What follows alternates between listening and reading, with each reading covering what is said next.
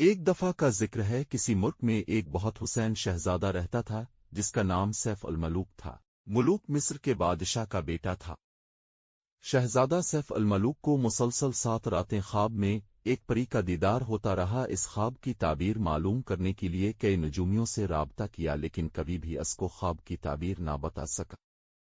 آخر کار ایک نجومی نے شہزادی کو اس کے خواب کے تعبیر کچھ یوں بتائی کہ جو پری تمہارے خواب میں آتی ہے وہ کوکاف کی پری ہے۔ کوکاف جنوں اور پریوں کا علاقہ ہے جہاں انسان کا جانا ناممکن ہے۔ اس نجومی نے شہزادے کو بتایا کہ وہ پری ہر 12 سال بعد جھیل سیف الملوک پر غسل کرنے آتی ہے۔ اس پری کا نام بدیع الجمال پری ہے۔ نجومی نے شہزادے کو کہا تمہیں ناران جانا ہوگا اور اس پری کا دیدار کرنے کے لیے 12 سال جھیل پر چلہ کاٹنا ہوگا۔ پھر نجومی نے شہزادے کو ایک سلیمانی ٹوپی دی اور کہا کہ جب تم 12 سال چلہ کاٹ لینا تو اس کے بعد یہ ٹوپی پہن لینا، تب تم جنات اور پریوں کو دیکھ سکو گے۔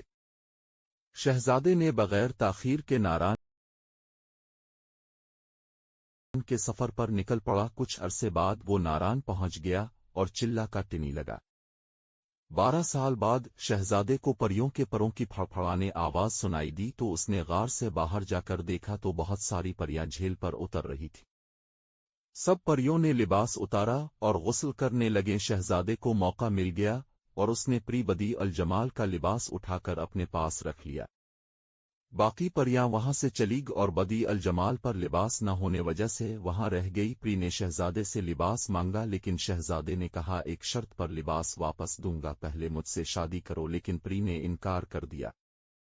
پھر شہزادے نے اپنا تعارف کروایا کہ تم میرے خواب میں آتی تھیں اور میں 12 سال سے تمہارے لیے چلہ کاٹ رہا ہوں۔ یہ سب سن کر پری بھی شہزادے کے عشق میں مبتلا ہو گئے۔ جھیل کے ساتھ ایک اونچا پہاڑ ہے جس کا نام ملکہ پربت ہے۔ اس پہاڑ کو آج تک کوئی نہیں سر کر سکا۔ کہا جاتا ہے کہ وہاں جنات کا بسیرا ہے۔ اس پہاڑ میں ایک دیو رہتا تھا، وہ بھی پری کا عاشق تھا۔ جب اس کو پتہ چلا کہ ایک شہزادہ آیا ہے اور وہ پری کو ساتھ لے کے جائے گا، یہ سن کر وہ آگ بگولا ہو گیا۔ وہ دونوں کو مارنے کے لیے جھیل پر آ گیا۔ اس کے ڈر سے شہزادہ اور پری دونوں جان بچانے کے لیے ناران کی طرف بھاگے۔ دیو غصہ سے پاگل ہو گیا۔ دیو نے جھیل میں پانی چھوڑ دیا۔ شہزادے اور پری نے غار میں پناہ لے۔ غار میں پانی بھرنے کے بعد دونوں کو ایک بزرگ بابا نے بچا لیا اور پھر دونوں ہمیشہ ہنسی خوشی رہنے لگے۔ غار میں